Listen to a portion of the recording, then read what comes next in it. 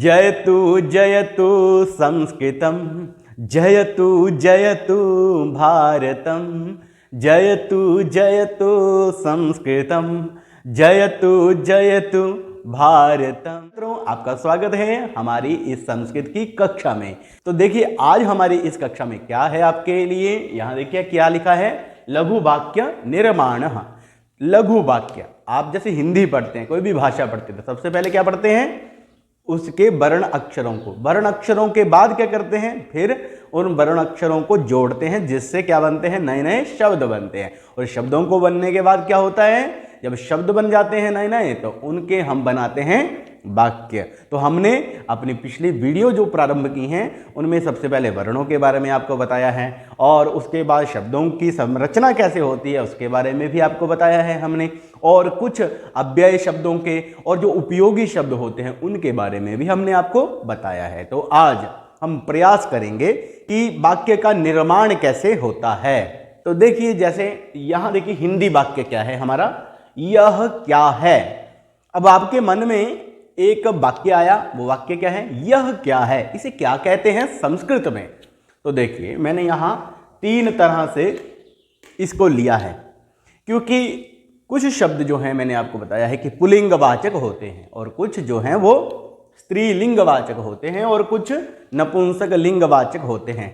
अब जो मैंने ये प्रश्न किया है, यह क्या है, तो ये तो पुल्लिंग में भी हो सकता है, स्त्रीलिंग में भी हो सकता है, और नपुंसक लिंग में भी हो सकता है। तो पुल्लिंग में कैसे बोलेंगे, इसका प्रयोग कैसे होगा। देखिए यहां क्या है, एषः कः। ध्यान देना, परिवर्तन जो इनमें पुल्लिंग, स्त्रीलिंग और नपुंसक लिंग में होने जा रहा है उसके ऊपर ध्यान देना, क्योंकि हिंदी में वाक्य एक ही है, यह क्या है, परंतु संस्कृत में इसमें परिवर्तन है। एषः कः, और स्त्रीलिंग होगा कोई तो एषा का, एषा का। यहां क्या है, एषः कः, और यहां क्या है, एषा का। और उसके बाद देखिए नपुंसक लिंग में देखिए एतत् किम, एतत् किम। तो आपको कुछ परिवर्तन देखने को मिला, बिल्कुल मिला। देखिए यहां क्या है, एषः, यहां यह के लिए, यह शब्द को बताने के लिए पुल्लिंग में एषः, स्त्रीलिंग में एषा हो गया, और नपुंसक लिंग में एतत् हो गया। क्या हो गया, एतत् हो गया। अच्छा, क्या परिवर्तन इसमें ही है, क्या इसमें भी है परिवर्तन?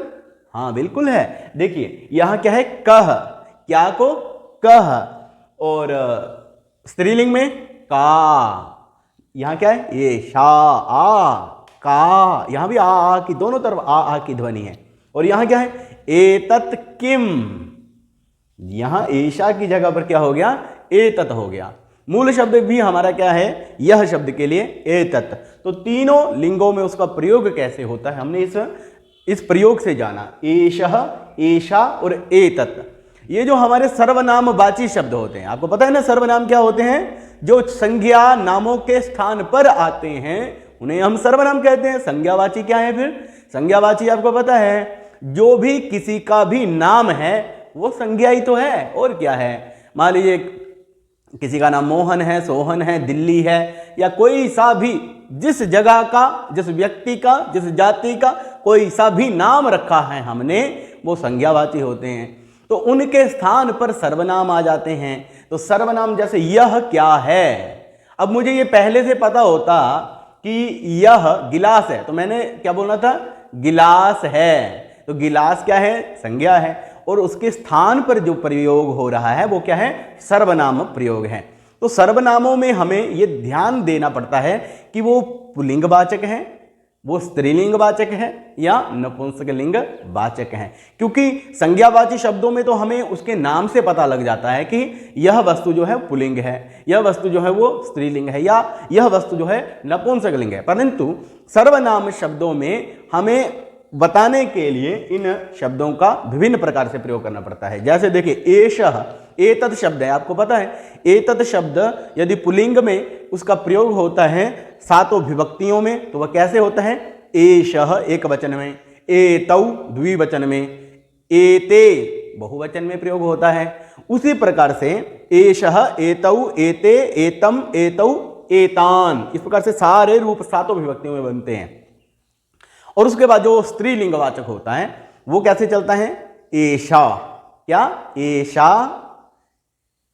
एषा, एते, एताः, एषा बालिका, एते बालिके, एताः बालिकाः। इस प्रकार से प्रयोग सर्वनामवाची एतत् शब्द का स्त्रीलिंग में होता है।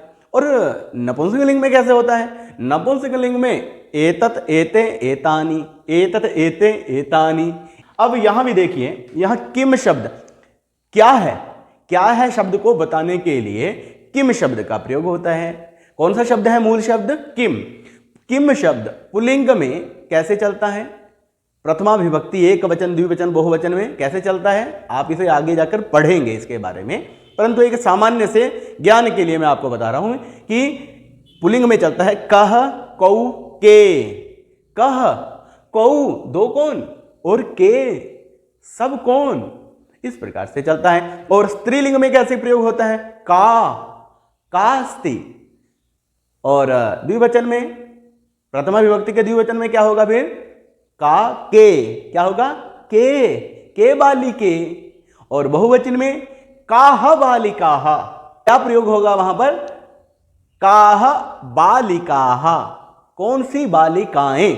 तो परिवर्तन हमने देखा, शब्द था हमारा मूल शब्द किम, उससे बन गया पुल्लिंग में कह, और स्त्रीलिंग में बन गया का, और नपुंसकलिंग में बन गया किम। जैसे फल है, तो हम मान लीजिए यह क्या है, हम फल के बारे में पूछ रहे हैं, हम फल देख भी रहे हैं, हम पूछ रहे हैं यह क्या है, हिंदी में हम पूछ रहे हैं यह क्या है। इसको संस्कृत में हम जानेंगे तो क्या बोलेंगे? एतत् किम, एषः कः नहीं बोलेंगे, क्योंकि वो जो चीज हमें दिखाई दे रही है वो क्या है? नपुंसकलिंगवाचक है। तो उसके लिए हम बोलेंगे एतत् किम। क्या बोलेंगे हम? एतत् किम। और यदि हमें दिख रहा है कि ये जो चीज के बारे में हम पूछ रहे हैं वो पुल्लिंग है, तो बोलेंगे एषः कः, एषः कः, ये कौन है। और यदि कोई लड़की है, स्त्रीलिंगवाचक कोई वस्तु है, उसके बारे में पूछ रहे हैं, तो क्या बोलेंगे? एषा का। क्या बोलेंगे? एषा का। तो इस प्रकार से हमें यह ध्यान रखना है, यह तो हिंदी में तो यह एक ही है, परंतु संस्कृत में उसके 3 रूप बन जाते हैं। पुल्लिंग में एषः, स्त्रीलिंग में एषा, और नपुंसकलिंग में एतत्। और उसी प्रकार से किम शब्द जो है प्रश्नवाचक, वो उसके भी पुल्लिंग में कह, स्त्रीलिंग में का, और नपुंसकलिंग में किम। ये तो हो गई बात किसकी? एक वचन की। अब इसके बाद आप ध्यान दीजिए, यहां पंक्ति क्या है? यह दो क्या हैं। क्या बोला मैंने? यह दो क्या हैं। इसके लिए पुल्लिंग और स्त्रीलिंग और नपुंसकलिंग में हमारे प्रयोगों को आप देखिए, ध्यान से देखिए। एतौ कौ, क्योंकि एतत् शब्द पुल्लिंग में द्विवचन में क्या बनता है? एतौ। और किम शब्द द्विवचन में क्या बनता है? प्रथमा विभक्ति के कौ। तो क्या लिखेंगे? एतौ कौ। और स्त्रीलिंग में एते के, एषा एते, ठीक है, का के, द्विवचन में एते के। और नपुंसकलिंग भी स्त्रीलिंग की तरह द्विवचन में एते के, क्योंकि मैंने क्या बोला आपको? एतत्, एते, एतानि। तो द्विवचन में क्या आ रहा है? एते। और के, किम, के, कानी, किम, के, कानी, ठीक है। तो द्विवचन में क्या प्रयोग होगा? के, एते के। तो एक तरह से ही प्रयोग है। अब देखते हैं बहुवचन का प्रयोग। इसके बाद आप देखिए बहुवचन के प्रयोगों को यह शब्द के साथ। यह शब्द को संस्कृत में बोलते हैं, हम एक बार फिर से बताता हूं, संस्कृत में एतत् शब्द का प्रयोग यह वाची शब्द के लिए होता है। तो यहां देखिए बहुवचन में क्या प्रयोग आ रहा है?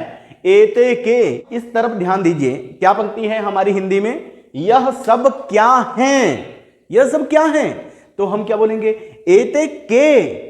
क्या बोलेंगे? एते के। यहां पर हम प्रश्नवाचक चिन्ह भी लगाएंगे, जैसे यहां लगाए हैं। एते के, ये सब क्या हैं। तो एते क्यों हमने बोला? क्योंकि एतत् शब्द पुल्लिंग में बहुवचन में क्या बनता है? एषः, एतौ, एते, ये सब। और क्या हैं के लिए हमने बोला के, एते के। कह, कौ, के, बहुवचन में क्या बना? के, एते के। और उसी तरह से स्त्रीलिंग को देखें, स्त्रीलिंग में बना एताः काः, क्योंकि बहुवचन में क्या बनता है? एषा, एते, एताः, का, के, काः, तो बन गया एताः काः। उसके बाद देखिए नपुंसकलिंग में क्या है? एतानि कानि, एतत्, एते, एतानि बहुवचन में बन रहा है ना।